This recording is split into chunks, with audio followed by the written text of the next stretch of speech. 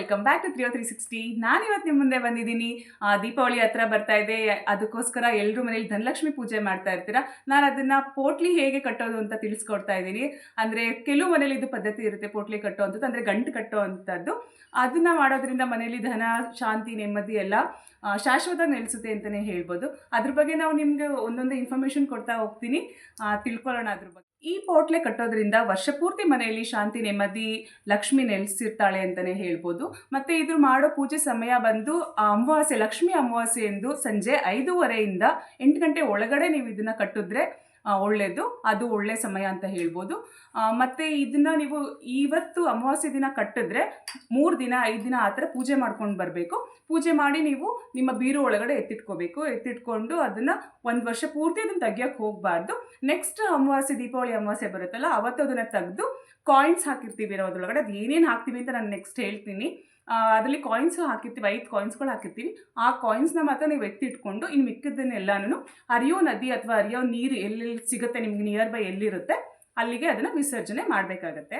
ಈ ಗಂಟೆ ಕಟ್ಟೋದಕ್ಕೆ ಸಾಮಗ್ರಿಗಳು ಏನೇನು ಬೇಕೋ ಅದು ಹೇಳ್ತೀನಿ. ಅದ್ರ ಜೊತೆಗೆ ಅದರ ಮಹತ್ವಗಳು ಏನೇನು, ಅದು ಕಟ್ಟೋದ್ರಿಂದ ಏನೇನು ನಿಮಗೆ ಯೂಸ್ಫುಲ್ ಆಗುತ್ತೆ ಮತ್ತು ಅದರಿಂದ ಏನೇನು ಉಪಯೋಗ, ಅದ್ರ ಮಹತ್ವ ಏನು ನಾನು ತಿಳಿಸ್ಕೊಡ್ತೀನಿ. ಬನ್ನಿ ಹಾಗಾದರೆ ಒಂದೊಂದೇ ಏನೇನು ಅದರೊಳಗಡೆ ಏನೇನು ಐಟಮ್ಸ್ ಹಾಕಬೇಕು ಅಂತ ನೋಡ್ಕೊಂಡು ಬರೋಣ. ನಾವಿಲ್ಲಿ ಮೊದಲಿಗೆ ಕೆಂಪು ಬಟ್ಟೆ ತೊಗೊಂಡಿದ್ದೀವಿ. ಯಾಕಂದರೆ ಇದು ಕೆಂಪು ಶಕ್ತಿಯ ಸಂಕೇತ ಆಗಿರೋದ್ರಿಂದ ನಾವಿಲ್ಲೊಂದು ಕೆಂಪು ಬಟ್ಟೆ ತೊಗೊಂಡಿದ್ದೀವಿ. ಇದರೊಳಗಡೆ ನಾವು ಗಂಟು ಕಟ್ಟೋದು. ನೀವು ಗಂಟು ಕಟ್ಟಬೇಕು ಅನ್ನೋದ್ರೆ ಕೆಂಪು ಬಟ್ಟೆನೇ ತೊಗೋಬೇಕು. ನಾನು ಇಲ್ಲೊಂದು ಕೆಂಪು ಬಟ್ಟೆ ತೊಗೊಂಡಿದ್ದೀನಿ. ಆ್ಯಂಡ್ ನೆಕ್ಸ್ಟ್ ಇಲ್ಲಿ ನಿಮಗೆ ಅರ್ಶಿನದ ಕೊಂಬು ತೊಗೊಂಡಿದ್ದೀವಿ. ಇದು ಶುದ್ಧತೆ ಮತ್ತು ಸೌಭಾಗ್ಯದ ಸಂಕೇತ ಆಗಿರುತ್ತೆ. ಎಲ್ಲರೂ ಮನೇಲಿ ಅರ್ಶಿನದ ಕೊಂಬು ಇದ್ದೇ ಇರುತ್ತೆ. ಇದು ತುಂಬಾ ಒಳ್ಳೆಯದು. ಆ್ಯಂಡ್ ನೆಕ್ಸ್ಟ್ ನಾವಿಲ್ಲಿ ನಾಣ್ಯಗಳು ತೊಗೊಂಡಿದ್ದೀವಿ. ಅಂದರೆ ಗೋಲ್ಡ್ ಕಾಯಿನ್ಸ್ಗಳನ್ನೇ ತೊಗೋಬೇಕು ನೀವು. ಚಿನ್ನ, ಬೆಳ್ಳಿ ಕಾಯಿನ್ಸ್ಗಳು ಇರೋರು ಅದನ್ನು ಕೂಡ ಇಡ್ಬೋದು. ಯಾಕಂದರೆ ಇದನ್ನು ವಿಸರ್ಜನೆಗೆ ನಾವು ನೀರಿಗೇನು ಹಾಕೋದಿಲ್ಲ, ಎತ್ತಿಟ್ಕೋತೀವಿ ಇದನ್ನು. ಹಾಗಾಗಿ ನಾವು ಈ ಕಾಯಿನ್ಸ್ಗಳನ್ನ ತೊಗೋಬೋದು. ಚಿನ್ನ, ಬೆಳ್ಳಿ ಕಾಯಿನ್ಸ್ಗಳು ನಿಮ್ಮ ಮನೇಲಿ ಇದ್ದರೆ ಅದನ್ನು ಕೂಡ ಇಡ್ಬೋದು. ನೆಕ್ಸ್ಟ್ ಇಲ್ಲಿ ಕೊತ್ತಂಬರಿ ಬೀಜ ತೊಗೊಂಡಿದ್ದೀನಿ ನಾನು. ಧನಿಯಾ ಕಾಳು ಬರುತ್ತಲ್ಲ, ಅವನ್ನು ತೊಗೊಂಡಿದ್ದೀನಿ. ನಾನು ಎಣಿಸಿ ತೊಗೊಂಡಿದ್ದೀನಿ. 5 ಕಾಳು ಮಾತ್ರ ತೊಗೊಂಡಿದ್ದೀನಿ. ನೋಡ್ತಾ ಇರ್ಬೋದು ನೀವು. ಎಲ್ಲನೂ ಅಷ್ಟೇ ಬೆಸ ಸಂಖ್ಯೆಯಲ್ಲಿ ತೊಗೊಂಡಿದ್ದೀನಿ. ಎಲ್ಲನೂ 5 ತೊಗೊಂಡಿದ್ದೀನಿ ನಾನು. ಈ ಧನಿಯಾ ಬೀಜ ಏನಂದರೆ ಹಣದ ಹರಿವು, ಅಂದರೆ ಹಣನ ನಮಗೆ ಹರಿದು ಬರೋ ಥರ ಮಾಡುತ್ತೆ. ಮತ್ತು ನಾನಿಲ್ಲಿ ಲವಂಗ ತೊಗೊಂಡಿದ್ದೀನಿ. ಲವಂಗ ಕೂಡ 5 ಲವಂಗನ ತೊಗೊಂಡಿದ್ದೀನಿ. ನೋಡ್ತಾ ಇರ್ಬೋದು ನೀವು. ಎಣಿಸಿದಾಗೆ 5 ಲವಂಗಗಳನ್ನ ತೊಗೊಂಡಿದ್ದೀನಿ. ಈ ಲವಂಗನೂ ಅಷ್ಟೇ ದುಷ್ಟಶಕ್ತಿನ ನಿವಾರಣೆ ಮಾಡುತ್ತೆ. ಯಾವುದೇ ಕೆಟ್ಟ ದೃಷ್ಟಿ ಬೀಳ್ದಿರೋ ಹಾಗೆ, ಕೆಟ್ಟ ದುಷ್ಟಶಕ್ತಿ ನಮ್ಮ ಮನೆಗೆ ಬರ್ದಿರೋ ಹಾಗೆ ತಡೆಯುತ್ತೆ. ಮತ್ತು ನಾನಿಲ್ಲಿ 5 ಏಲಕ್ಕಿನ ತೊಗೊಂಡಿದ್ದೀನಿ. ಏಲಕ್ಕಿನೂ ಅಷ್ಟೇ 5 ಏಲಕ್ಕಿ ತೊಗೊಂಡಿದ್ದೀನಿ. ಈ ಏಲಕ್ಕಿ ಶುಭ ವಾಸನೆ ಏನಿರುತ್ತೆ ಅದು ಮತ್ತು ಸಂತೋಷದ ಸಂಕೇತ ಆಗಿರುತ್ತೆ. ಏಲಕ್ಕಿ ಎಲ್ರಿಗೂ ಇದು ಸ್ಮೆಲ್ ತುಂಬ ಇಷ್ಟ ಆಗುತ್ತಲ್ಲ, ಅದು ಶುಭದ ಸಂಕೇತ ಮತ್ತು ಮನೇಲಿ ಶಾಂತಿ, ನೆಮ್ಮದಿ, ಸಂತೋಷ ತುಂಬಿರುತ್ತೆ.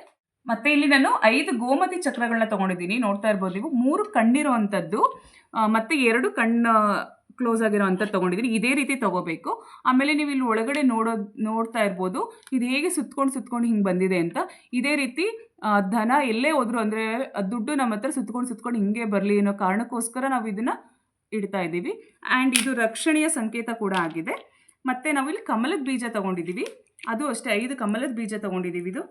ಇದು ಅಷ್ಟೇ ಲಕ್ಷ್ಮಿಯ ಶಕ್ತಿ ಅಂತಲೇ ಹೇಳ್ಬೋದು. ಇದು ಮನೆಯಲ್ಲಿಟ್ಟರೆ, ಇದನ್ನು ಗಂಟೆಗಿಟ್ಟರೆ ತುಂಬಾ ಒಳ್ಳೆಯದು. ಲಕ್ಷ್ಮಿ ಸದಾಕಾಲ ನಮ್ಮಲ್ಲಿ ನೆಲೆಸ್ತಾಳೆ ಅಂತಲೇ ಹೇಳ್ಬೋದು. ಮತ್ತು ಇಲ್ಲಿ ನಾವು ಚಕ್ಕೆ ತೊಗೊಂಡಿದ್ದೀವಿ. 1 ಪೀಸ್ ಚಕ್ಕೆ ತೊಗೊಂಡಿದ್ದೀವಿ. ಇದು ಕೂಡ ಹಣದ ಆಕರ್ಷಣೆ ಮಾಡುತ್ತೆ ಅಂತ ಕಾರಣಕ್ಕೋಸ್ಕರ ಈ ಚಕ್ಕೆ ಕೂಡ ತೊಗೊಂಡಿದ್ದೀವಿ ನಾವು.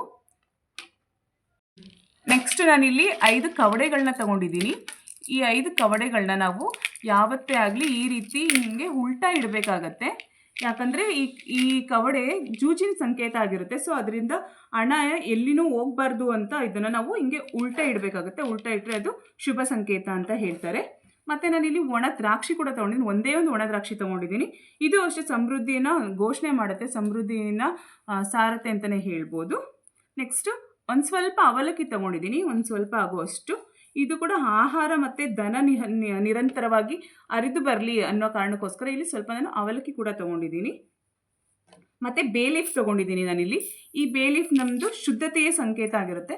ಮತ್ತು ಇದರೊಳಗಡೆ ನೀವು ಏನು ಅಂದ್ಕೊಂಡಿರ್ತೀರಾ ಅದನ್ನು ಮೇಲ್ಗಡೆ ಹಸಿರಲ್ಲಿ ನಿಮಗೆ ಶಾಂತಿ, ಜೀವನದಲ್ಲಿ ಸುಖ, ಶಾಂತಿ, ನೆಮ್ಮದಿ ಸಿಗಲಿ ಅಂತ ಬರೀಬೇಕಾಗತ್ತೆ. ಮತ್ತು ರೆಡ್ಡಲ್ಲಿ ನೀವು ಏನು ಮನಸ್ಸಲ್ಲಿ ಅಂದ್ಕೊಂಡಿರ್ತೀರೋ ಅದನ್ನು ನೀವು ಬರೀಬೇಕಾಗತ್ತೆ, ಬರೆದ್ಬಿಟ್ಟು ಇಡಬೇಕಾಗತ್ತೆ ನೀವಿಲ್ಲಿ. ಮತ್ತು ಸ್ಟಾರ್ ಅನೀಸು ತೊಗೊಂಡಿದ್ದೀನಿ ಇಲ್ಲಿ. ಆ ಸ್ಟಾರ್ ಅನೀಸು ಅಷ್ಟೇ ದುಡ್ಡಿನ ಆಕರ್ಷಣೆ ಮಾಡೋದಕ್ಕೆ ತುಂಬಾ ಯೂಸ್ ಅಂತಲೇ ಹೇಳ್ಬೋದು. ಮತ್ತು ನಾನು ಇಲ್ಲೊಂದು ಜಾಕಾಯಿ ತೊಗೊಂಡಿದ್ದೀನಿ. ಈ ಜಾಕಾಯಿ ಅಷ್ಟೇ ದನ ಸ್ಥಿರತೆವಾಗಿ ನಮ್ಮ ಮನೇಲಿ ಇರಲಿ ಮತ್ತು ಯಶಸ್ಸು ಕಾಣಲಿ ಅನ್ನೋಕ್ಕೋಸ್ಕರ ಈ ಜಾಕಾಯಿ ಕೂಡ ತೊಗೊಂಡಿದ್ದೀನಿ. ಮತ್ತು ಇಲ್ಲಿ ಅಕ್ಕಿ ತೊಗೊಂಡಿದ್ದೀನಿ ಸ್ವಲ್ಪ. ಇಲ್ಲಿ ಈ ಅಕ್ಕಿ ಕೂಡ ಆಹಾರ ಜಾಸ್ತಿ ಸಮೃದ್ಧಿ ಆಗಲಿ ಅನ್ನೋ ಕಾರಣಕ್ಕೋಸ್ಕರ ಇಲ್ಲಿ ಅಕ್ಕಿ ತೊಗೊಂಡಿದ್ದೀನಿ. ಮತ್ತು ನಾವಿಲ್ಲಿ ಐಚ್ಛಿಕ ವಸ್ತುಗಳು ಕೂಡ ಇಟ್ಕೊಂಡಿದ್ದೀವಿ. ಅಂತಂದರೆ ಐಚ್ಛಿಕ ವಸ್ತುಗಳು ಅಂದರೆ ಹೂವು ಮತ್ತು ಅಕ್ಷತನ ಐಚ್ಛಿಕ ವಸ್ತುಗಳು ಅಂತ ಕರೀತಾರೆ. ಅದನ್ನು ಕೂಡ ಇಲ್ಲಿ ಇಟ್ಕೊಂಡಿದ್ದೀನಿ. ಮತ್ತು ಇಲ್ಲಿ ನಾನು ಮೆಣಸು ತೊಗೊಂಡಿದ್ದೀನಿ. ಎಣ್ಸ್ದಾಗೆ 5 ಮೆಣಸುಗಳನ್ನ ತೊಗೊಂಡಿದ್ದೀನಿ. ಇದು ಅಷ್ಟೇ, ಇದು ಬಿದ್ದರೂ ಸವೆದಂಥ ವಸ್ತು ಇದು. ಅಂದರೆ ಲಕ್ಷ್ಮಿ ಎಷ್ಟೇ ಹೋಗ್ತಾ ಇದ್ರು ನಮ್ಮ ಮನೆಗೆ ಯಾವಾಗಲೂ ಬರ್ತಾ ಇರಲಿ ಅನ್ನೋ ಕಾರಣಕ್ಕೋಸ್ಕರ ಇದು ಮೆಣಸು ಕೂಡ ತೊಗೊಂಡಿದ್ದೀನಿ.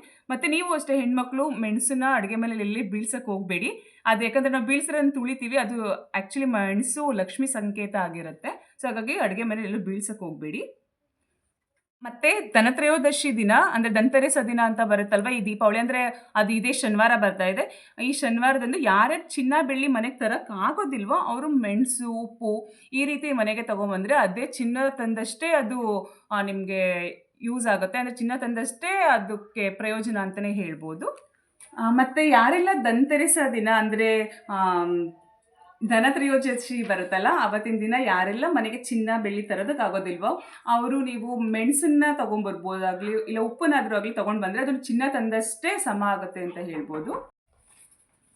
ಹಾಗಾದರೆ ಬನ್ನಿ ತಡ ಮಾಡದೆ ಇದು ಪೋಟ್ಲಿ ಕಟ್ಟೋದು ಹೇಗೆ, ಗಂಟು ಕಟ್ಟೋದು ಹೇಗೆ ಅನ್ನೋದನ್ನು ನಿಮ್ಗೆ ತಿಳಿಸ್ಕೊಡ್ತಾ ಇದ್ದೀನಿ. ಬನ್ನಿ ಸ್ಟಾರ್ಟ್ ಮಾಡೋಣ.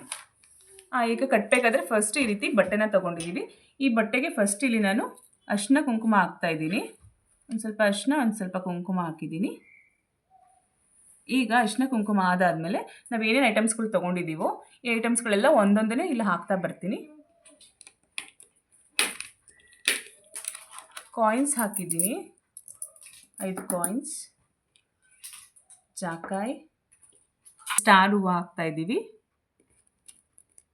ಏಲಕ್ಕಿ, ಮೆಣಸು, 5 ಮೆಣಸು, 5 ಲವಂಗ, ಏನೇನು ತೊಗೊಂಡಿರ್ತೀವೋ ನಾವು ಪ್ರತಿಯೊಂದನ್ನು ಈ ಗಂಟಿಗೆ ಹಾಕಿ ಇಡಬೇಕು. ಧನಿಯಾ ಕಾಳು ಹಾಕ್ತಾಯಿದ್ದೀನಿ ಮತ್ತು ಒಂದು ಒಣ ದ್ರಾಕ್ಷಿ, ಅವಲಕ್ಕಿ ಎಷ್ಟು ತೊಗೊಂಡಿರ್ತೀವೋ ಅಷ್ಟು ಅವಲಕ್ಕಿ ಕೂಡ ಹಾಕ್ತಾಯಿದ್ದೀವಿ ಇಲ್ಲಿ, ಮತ್ತು ಚಕ್ಕೆ ಮತ್ತು ಗೋಮತಿ ಚಕ್ರಗಳು, 5 ಗೋಮತಿ ಚಕ್ರ, ಮತ್ತು ಬೇಲೀಫ್, ಕಮಲದ ಬೀಜಗಳು, ಕವಡೆ, ಈ ಕವಡೆನ ಈ ರೀತಿ ಉಲ್ಟಾನೆ ಇಡಿ, ಮತ್ತು ಅರಿಶಿಣದ ಕೊಂಬು, ಮತ್ತು ಧಾನ್ಯ ಸಮೃದ್ಧಿ ಆಗಲಿ ಅಂತ ಅಕ್ಕಿ.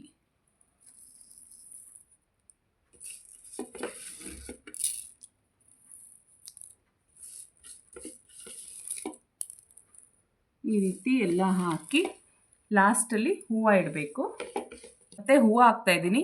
ಇವೆಲ್ಲ ವಸ್ತುಗಳು ಹಾಕಬೇಕಾದ್ರೆ ನೀವು ಮನಸ್ಸಿನಲ್ಲಿ ಈ ಎಲ್ಲ ಶಕ್ತಿಗಳು ನನ್ನ ಜೀವನದಲ್ಲಿ ಸುಖ ಶಾಂತಿ ಧನ ಎಲ್ಲವನ್ನೂ ಸಿಗಲಿ ಅಂತ ಕೇಳಿಕೊಂಡು ಎಲ್ಲನೂ ಹಾಕಿ.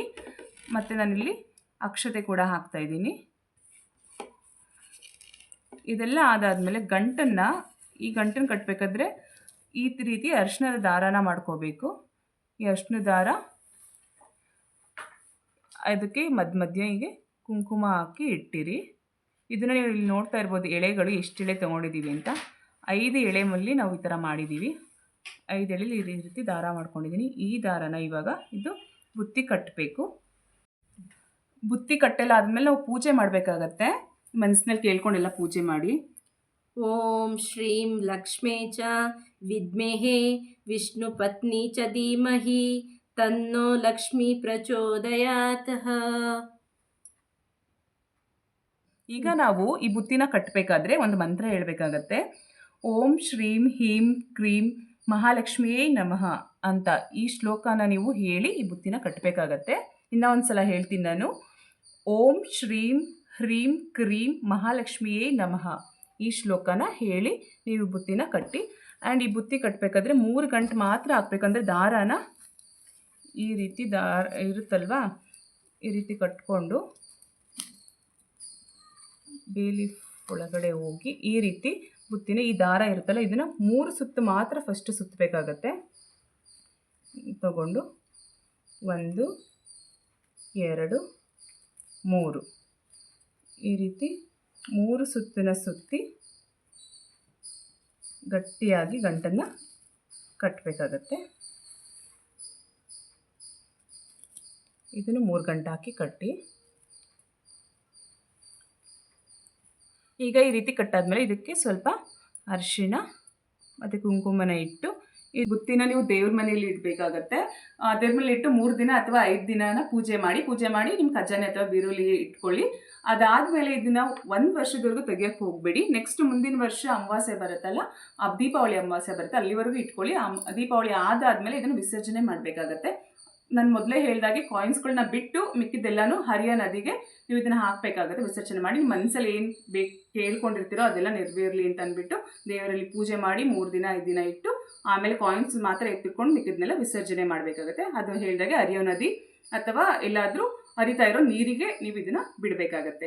ಇದರದ್ದೆಲ್ಲ ಮಹತ್ವ. ಇದೆಲ್ಲ ನಿಮ್ಗೆ ಇಷ್ಟ ಆಗಿದೆ ಅಂದ್ಕೊಂಡಿದ್ದೀನಿ. ಆ್ಯಂಡ್ ನೀವು ಎಲ್ಲ ಟ್ರೈ ಮಾಡಿ ಮನೇಲಿ ಇದನ್ನು ಮಾಡಿ, ತುಂಬ ಒಳ್ಳೆಯದಾಗುತ್ತೆ ಅಂತ ಹೇಳ್ತಾ ಈ ವಿಡಿಯೋನ ನನಗೆ ಎಂಡ್ ಮಾಡ್ತಾ ಇದ್ದೀನಿ. ಮತ್ತೆ ನೆಕ್ಸ್ಟ್ ವಿಡಿಯೋದಲ್ಲಿ ಸಿಗ್ತೀನಿ. ಅಲ್ಲಿವರೆಗೂ ನಮ್ಮ ಚಾನಲ್ನ ಹೀಗೆ ನೋಡ್ತಾ ಇರಿ, ಸಪೋರ್ಟ್ ಮಾಡ್ತಾ ಇರಿ, ಶೇರ್ ಮಾಡಿ ಅಂತ ಹೇಳ್ತಾ ಈ ವಿಡಿಯೋನ ಇಲ್ಲಿಗೆ ಎಂಡ್ ಮಾಡ್ತಾ ಇದ್ದೀನಿ. Thank you for